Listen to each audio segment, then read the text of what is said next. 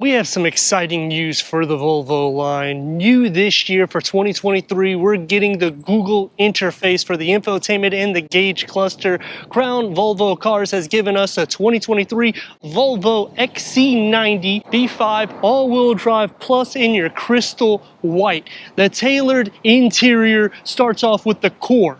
Then the plus will add the chrome on the inserts of your grille. Interior will get the wood, leather throughout, 4-zone climate control. The Ultimate will give you every bell and whistle for the interior and giving it a luxury price tag, which puts us spot on with rivals like a BMW X7, an Audi Q7, Infiniti QX60, Mercedes-Benz GLE 450. But when you get into the plus, the bargain that you're getting is going to be substantially better than all of the rivals. The luxury in the interior, the safety from Volvo. I'm Anthony from Hawkeye Rides, and I'm going to go over all the specs and details, starting now.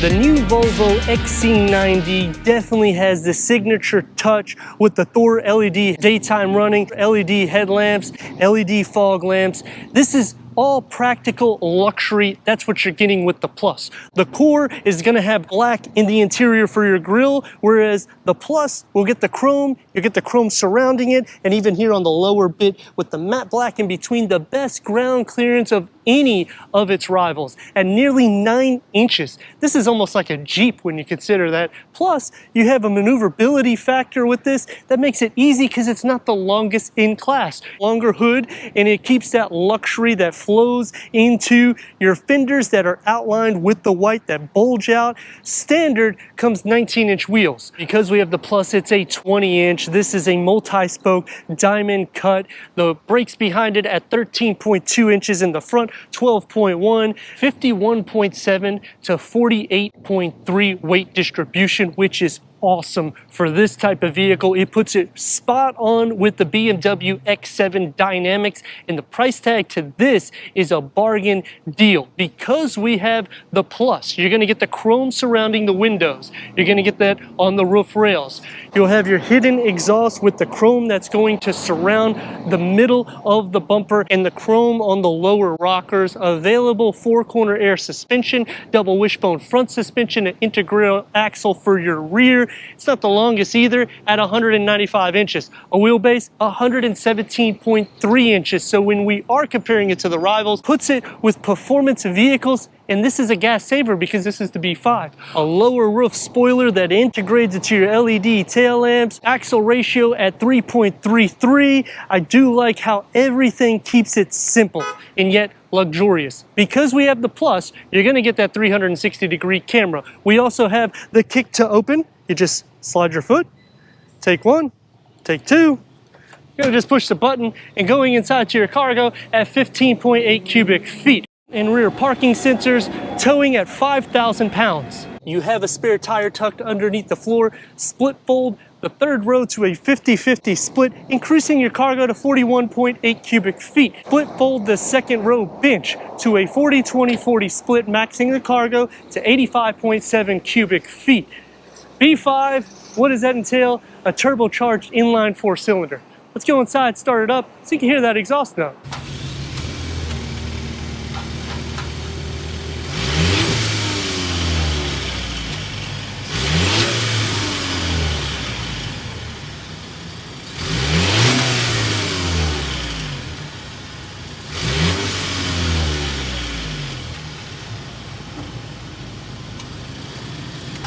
The new Volvo XC90 definitely keeps the safety and the styling cues. The B5 backs the performance with a 2.0-liter inline turbocharge, producing 247 horsepower and 358 pound-feet of torque with a 48-volt mild hybrid system with regenerative braking that has a total output of 13 horsepower. That's paired to an 8-speed Geartronic automatic transmission achieving 22 to 28 mpgs. That's good for a 0 to 60 around 7.5 seconds. Quarter mile around 14.4 seconds. The dynamics puts it spot on with the BMW X7, which makes this a little bit more of a competition. Whenever you're looking at it from Mercedes-Benz, the GLE 450, that's not going to have the same dynamics as this. Plus the gas consumption is going to be better in this. It's an all-wheel drive. Comparing it to the Audi Q7, the same thing. You're getting better dynamics. It's not going to be as long or as wide. The maneuverability, what you're going to see, is definitely going to be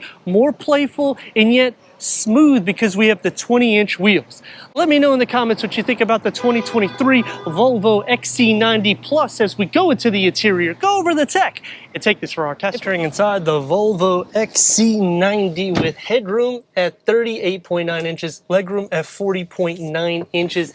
It's a tan bucket front seats, leather wrap, 10-way power adjustment because we have the Plus. They're heated seats. Now, when you option the Ultimate, you're going to get the bolstering for the seat. So you're going to have to spend in the 70 grand price tag to get all the bells and whistles. The dash becomes tailored with the core. With the Plus, the wood inlays and the silver. You're going to get the silver and the gloss black around all of your air vents and that 9-inch infotainment that's vertical, and they just do a great job paying attention to detail, adding a little storage pocket here for the driver. And I like how the gloss black is around the 9-inch vertical infotainment screen. This has the new Google interface. It does now have Apple CarPlay, still doesn't have Android Auto, but we have the pinch for the navigation with the swipe. Click those 4 little dots right there. Google Assist, Google Play Store, Google Maps, 4-zone climate control settings. You just click onto here for your front. Switch it to reverse. It starts off like an antique reverse camera, but we got the 360-degree camera because we got the Plus. Click onto these and you can see obstacles all around you. You got the rear auto braking and your parking sensors to help in its full trajectory. Underneath, we still got some buttons for your audio sound system. That wood inlays, it opens up to some storage here. And this opens up for a big pocket for your cup holders, and you got a 12-volt as well. The key fob no longer gets any leather on it. It's going to be all harder materials. I like the push, or the rotary knob, I should say, to turn on the vehicle, and you get a tailored gear lever with the gloss black and this silver. A 16.9 ounce fits without any issue. I would say a 20 ounce. Open up inside, and it's pretty decent size. You have a 12-volt charger. You can fit a couple of things. It's going to be more sport drive, and it is a bit more driver focused. It's just a touch tilted, I would say about an inch or so. You can barely tell on the passenger side, but it does make it a little bit easier for the driver. The steering wheel, get the gloss black, multi-functions. I do like how it's badged and everything laid out. The gauge cluster is updated because we have the Google interface. So now you can have the maps to show you right there, and you can go through an array of information for the driver. Door panel gets that wood decor inlays, memory for the driver, soft where you rest your elbows, one touch up and down for your windows, the largest storage pocket in its class. Edgeless rear view mirror, slide your finger to open that large panel that goes all the way to the second row. Let's see how I look back there. For the second row, I'm at 38.5 inches of headroom, 37 inches of legroom, 4-way manual adjustment. So I can adjust this forward to give more room to the back occupants. It's gonna be a little bit tight for me here. It's not the longest SUV. Pushing it back, you can still fit, which you'll see in a second, but if I recline it, there's no way I would be able to fit behind me. Cup holders, a 16.9 ounce fits. It's gonna be a little bit more soft in the center. Dual climate control, heated rear seats, air vents in the center with the gloss black, storage behind both of the front seats. The floor is not completely flat with 2 USB-C ports and air vents on the side. The panel does come behind me. It does have enough light inside. Door panel gets that wood inlays across the whole back. And I do like the silver underneath it, one touch up and down, soft where you rest your elbows, and you can put something here if you need to for the grab handle. Storage pocket is pretty big.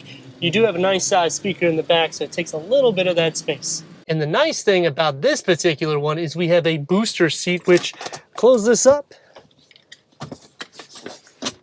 easy to configure. You could sit your little baby right here without any issues. And then, you know, If I need to sit in the center, I just slide right over. Headroom, no issue. Legroom, the same thing. I'm gonna be sharing feet, butt, shoulder space. And because this has the booster seat in the center, you're gonna sit up a lot higher than you do on the side. But if I slide back over, I'm gonna show you another cool thing. You can also adjust this forward because this is a 40-20-40 split. Unlike some of the other vehicles, whenever you're doing that, it just moves 2 of the seats. This actually configures all 3 of them. Going into the 3rd row, just push this, pull it forward, and it's relatively easy access. For the 3rd row, I'm at 36.3 inches of headroom, 31.9 inches of legroom. I can fit. It's going to be a little tight for my feet. The good thing is there's air that's blowing underneath there. Plus, I have my own air vent here. It's going to be a little bit more tight also here, but fitting 2 adults isn't too bad. We got a little storage compartment right here in between us. Nothing to rest our elbows. Cup holder, a 20-ounce will fit. Plus, you have a little storage here that you could put kind of a mid-size cell phone. So it is pretty decent headroom. If I have to really sit back, I'm going to have to ask the 2nd row to move it up a little bit, but the windows are pretty large, so you're not going to feel any claustrophobic feel, and 2 adults can fit my dimensions without too many issues. Taking the 2023 Volvo XC90 Plus out for our test run, 2.0 liter inline 4-cylinder turbocharged with almost 250 horsepower. Is it enough to move this vehicle?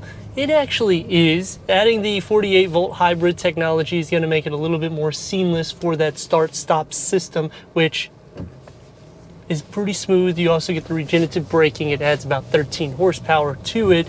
And looking through the front, safety is the first thing that Volvo keeps in mind. And you can see perfectly fine a large windscreen, a large hood to stress the luxury. A-pillars are not 100% pushed back for aerodynamics, but it's not an eyesore. And the windows are large on all of the sides. 258 pound-feet of torque. Here we go.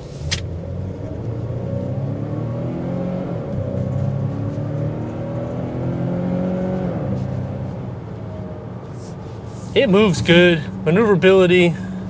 It's gonna feel a little bit boaty, but it's actually very athletic. You need more power, go to the B6, and then you're gonna get 295 horsepower and 310 pound-feet of torque. All of them are gonna be paired to an 8-speed Geartronic automatic transmission. The only difference is you're adding a supercharge. If you need even more power, go to the Recharge, and you're gonna get 400 horsepower and over 470 pound-feet of torque. So when you're saying a 0 to 60 in 7.5 seconds, I'm also thinking the dynamics, how close it is to 50-50 weight distribution, which the only vehicle that's competitive with that is BMW X7. Quarter mile at 15.7 seconds, but you know, you're gonna have to take some pluses and minuses, and there is 3 things I like and 3 things that I dislike. If it's anything more than that, I'd be buying this XC90. The 3 things that I like has to start off with the fact that I can fit in the 3rd row, which is amazing because this is under 200 inches. In a BMW X7, it's a little tight, and that's over 200 inches. If you go into the Mercedes, same problem. The Audi Q7, same problem. This is one of those perfect blend for luxury and safety. The second thing that I like is this is a value trim. Yes, if I go to the Ultimate, I'm going to get a tailored dash. I'm going to get Harman Kardon. I'm going to get side bolsters. And I'm also going to get cushion extensions, which will bring me to some things that I dislike. Plus, I'm going to get this rear sunshade. So I get a lot of bang for your buck, but at that price, I'm over 70 G's. And that's just base without adding anything. This one, nearly loaded up, is around $60-some thousand. The last thing that I like about it is the dynamics. 51.7 to 48.3 weight distribution. I am just ecstatic. I might sound like a broken record, but when you're driving a vehicle on a daily basis, you really appreciate a near 50-50 weight distribution because you have maneuverability. And what I mean by that, I push the gas, I need to get into a lane, I can kind of do so and have some fun with it. And that is unheard of in something that's luxury unless you go into performance lines and then it's a tuned suspension. This suspension's not going to be that firm. It's going to be more soft and luxurious, but you still get the sport with it. 3 things that I dislike starts off with the center display. I am happy that let me turn the signal off. I'm not so enthused by that sound. I'm happy that we got the Google interface and we finally got Apple CarPlay, because we didn't have it in the first gen with this system. Maybe make it a little bit bigger. You can keep the vertical. I think that's cool because it sets itself apart, but just make it a little bit wider maybe, because this is a longer vehicle in the Volvo line. The second thing that I dislike is in the front. The power seat adjustments are a little shy, and because we're in the 60 grand price tag, if you go into an XC40 and you're under a 50 grand price tag, you have more seat adjustments and a cushion extension, and you get side bolstering. You have to go to the Ultimate, over $70,000. The last thing that I dislike is in the second row for the middle seat. Because we have the booster seat, it sits you up. It does become a little bit uncomfortable, making it more desirable for a 6-passenger instead of a 7. Even though you can fit 7 occupants without any issues, my dimensions, just because that seat is a little bit more firm, it's a mechanism that moves, and that's going to take away from that cushioning. Stopping in the middle of the road so we can really see the performance on this B5. Here we go.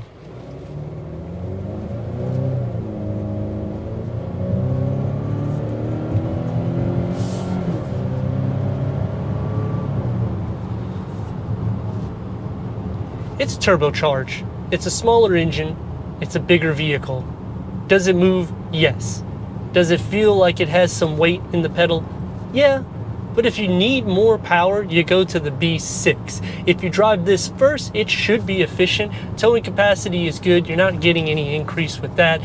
Gas consumption is going to be very well in this, unless you want to go to a higher tier and spend more of an $80,000 price point. This is the best of both worlds. Safety, it's taken care of with that. You have your adaptive cruise control, your lane keep assist, you got your blind spot monitoring. Because this is under 200 inches, you can see pretty much everywhere. It has the largest windows in its class. Most of the vehicles are going to be a little bit more sleek. You also sit up the highest in its class too, unless you're comparing it to a Jeep, which I don't think I would compare it to that unless you're talking about a Grand Wagoneer, and that is double the price tag. Use that lane keeping assist and your adaptive cruise control. It does work, and you will get some little charms, and it will disengage after about a quarter of a mile or so. So you can clap and do all those good things. Stopping, it has a pretty good stop to it, and that's regenerative braking. Turn radius, a stop point, 3 lanes solid, and now let's rock and roll.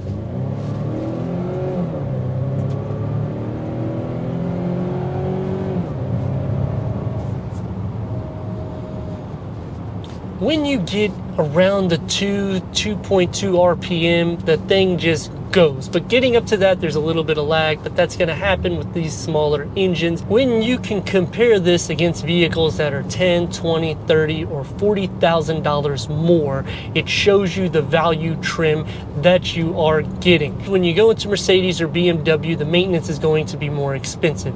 Kind of wish that they kept the Inscription, Momentum, and R Design styling names, because it sounds a little bit cooler than the 3 categories. But to show you for the dynamics, obviously nothing too crazy, but you can actually take some corners, which it's a Volvo, and you get the safety to back it. I'd like to thank Crown Volvo Cars for giving us this 2023 Volvo XC90 Plus for our car review. If you're already a subscriber, thank you for being part of the Hawkeye community. If not, what are you waiting for? Click the next video, the subscribe button. Check out the details, merchandise website, and everything we do here at Hawkeye Rides.